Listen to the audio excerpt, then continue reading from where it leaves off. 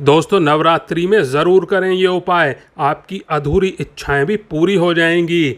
इस बार शारदीय नवरात्रि की शुरुआत रविवार यानी कि 15 अक्टूबर से हो चुकी है।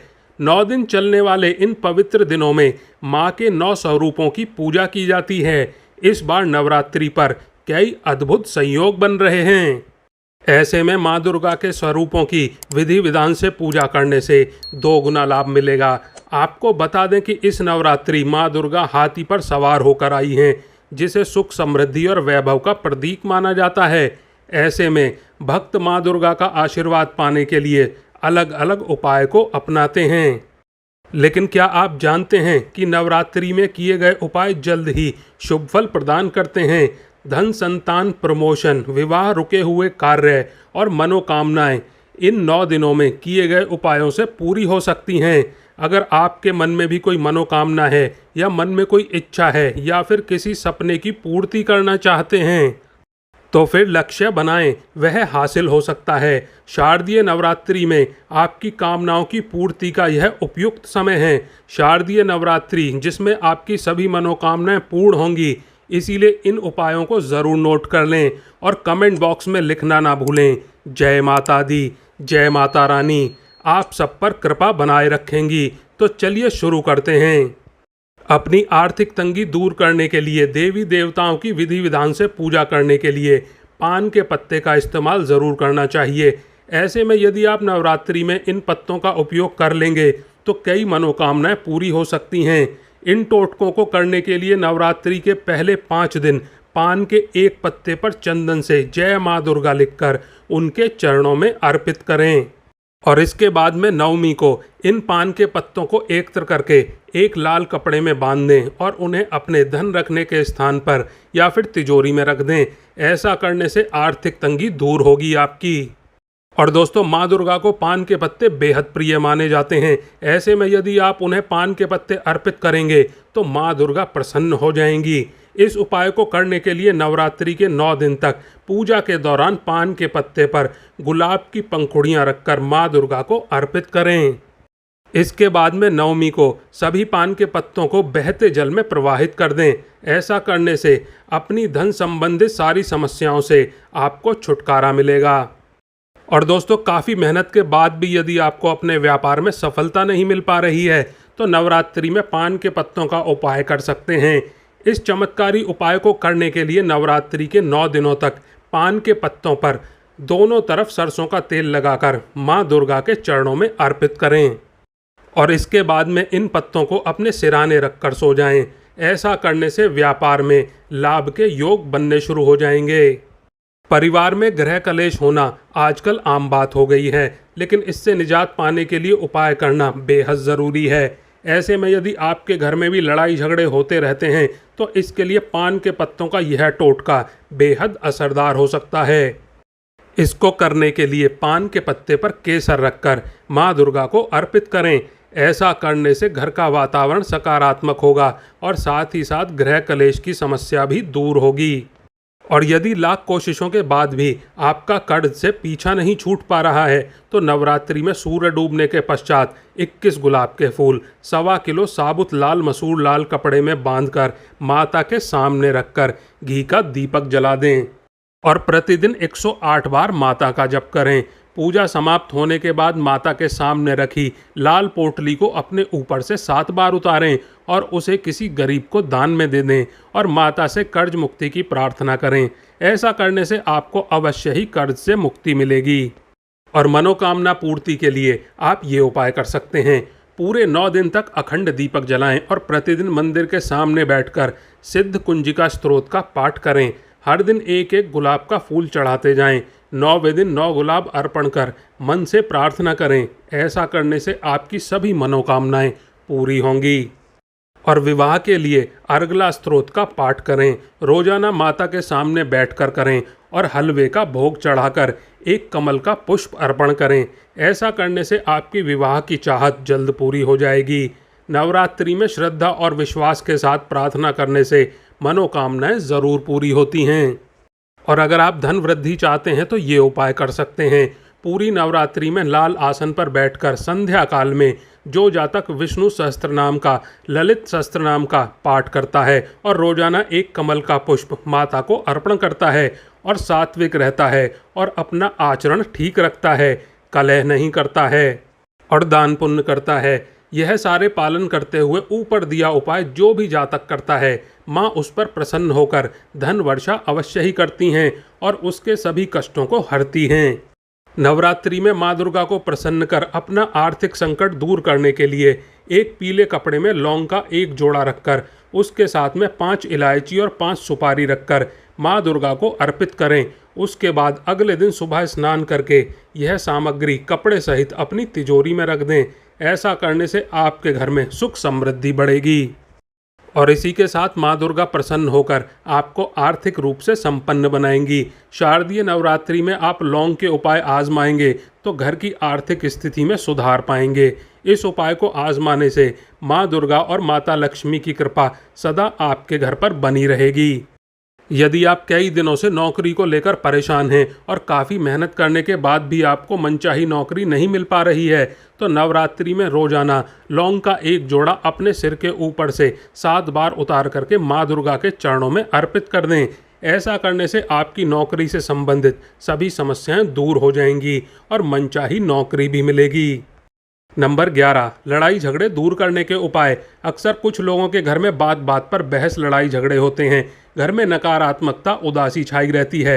इस तरह के गृह कलेश को दूर करने के लिए आप लौंग का ये बेहद आसान सा उपाय कर सकते हैं। नवरात्रि के दौरान आप सुबह के समय कपूर में 2 लौंग डालकर जलाएं और ऐसा आप पूरे 9 दिनों तक करें। ऐसा करने से गृह कलेश और घर में फैली नकारात्मकता दूर हो जाएगी और घर में सुख समृद्धि धन दौलत आएगी। दोस्तों, कई बार कुछ लोग अपने कार्य को पूरा करने के लिए काफ़ी मेहनत करते हैं, इसके बावजूद वह असफल हो जाते हैं। इससे उनके मन में निराशा, नेगेटिविटी घर कर जाती है। यदि आपके साथ भी ऐसा हो रहा है और आपके महत्वपूर्ण कार्य पूरे नहीं हो पा रहे हैं, तो आप लौंग का यह बेहद सरल सा उपाय ज़रूर आजमाएं। नवरात्रि के पूरे 9 दिनों तक चमेली के तेल के दीपक में 2 लौंग डालकर जलाएं। इस दीपक को बजरंग बली की तस्वीर के सामने रख दें। दीपक जलाने के बाद माता दुर्गा चालीसा और हनुमान चालीसा का पाठ अवश्य करें। फिर देखिए कैसे आपके सभी रुके हुए काम आसानी से पूरे होने लगेंगे। यदि आप अपने घर में सुख शांति चाहते हैं तो अपने घर में सुख समृद्धि और शांति बनाए रखने के लिए दुर्गा जी की पूजा करते समय 2 लौंग ज़रूर अर्पित करें। इससे आपके घर में शांति और सुख समृद्धि बनी रहेगी। परिवार में शांति लाने और नज़र दोष से बचने के लिए एक पीले वस्त्र में 2 लौंग बांधकर घर के किसी एक कोने में लटका दें। जगह ऐसी हो जहां किसी और की नज़र न पहुंच सके। अब बताते हैं आपको मनचाही दुल्हन के लिए उपाय। नवरात्रि के समय जो भी सोमवार है उस दिन सुबह किसी भी शिव मंदिर में जाएं। वहां शिवलिंग पर दूध, दही, घी, शहद और शक्कर को चढ़ाते हुए उसे अच्छी तरह से साफ करें। फिर शुद्ध जल चढ़ाएं और पूरे मंदिर में झाड़ू लगाकर उसे साफ करें। अब भगवान शिव को चंदन और पुष्प और धूप की उपाधि दें और पूजा अर्चना करें। और रात को 10 बजे के बाद में अग्नि प्रज्वलित करके ओम नमः शिवाय का मंत्र उच्चारण करते हुए घी से 108 बार आहुति दें। अब 40 दिनों तक नित्य इसी मंत्र का 5 माला जाप भगवान शिव के सम्मुख करें। इससे शीघ्र ही आपकी मनोकामना पूर्ण होने के योग बनेंगे।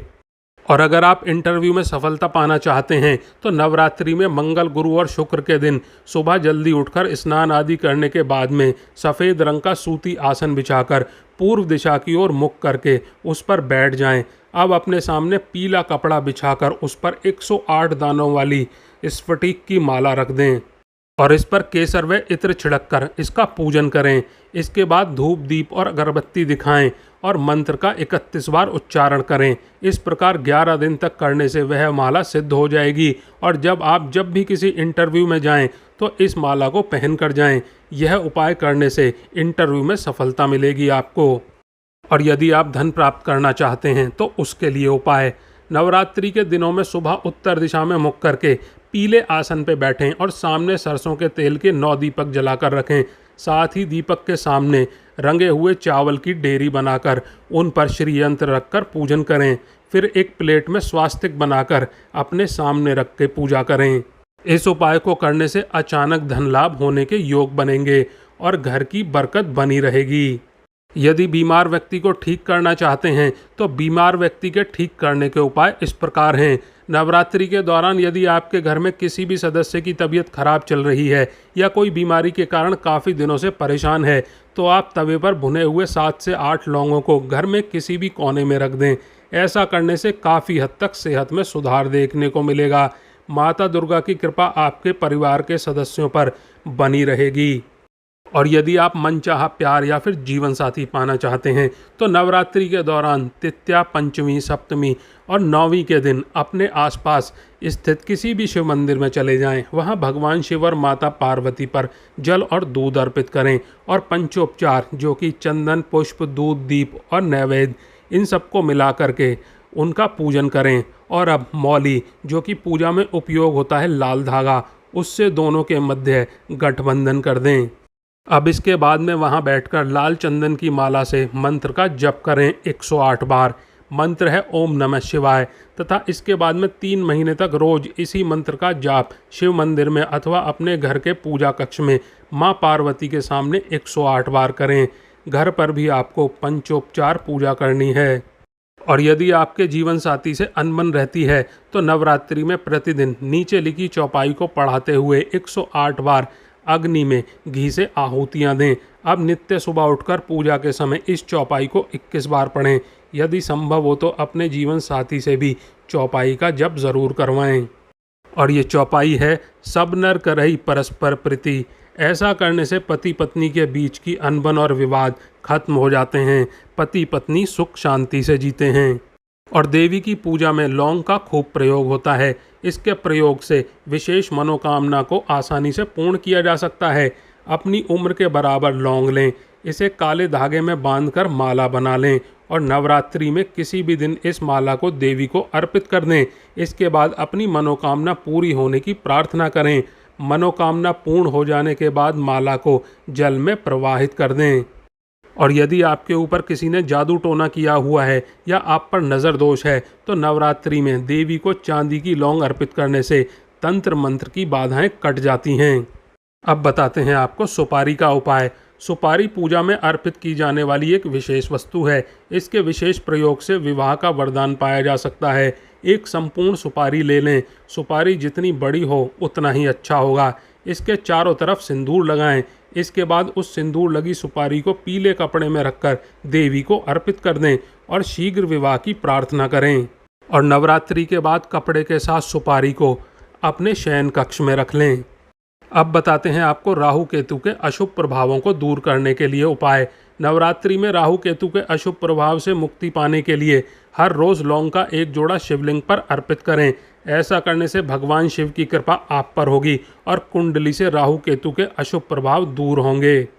और नवरात्रि के 9 दिनों तक रोजाना लौंग और कपूर का धुआं पूरे घर में रोजाना करने से आपके घर से अशुभ ऊर्जा और नकारात्मकता दूर होती है। रोजाना सुबह 9 दिनों तक इस उपाय को करने से आपके घर से सभी प्रकार की नकारात्मकता कम होती है, दूर हो जाती है।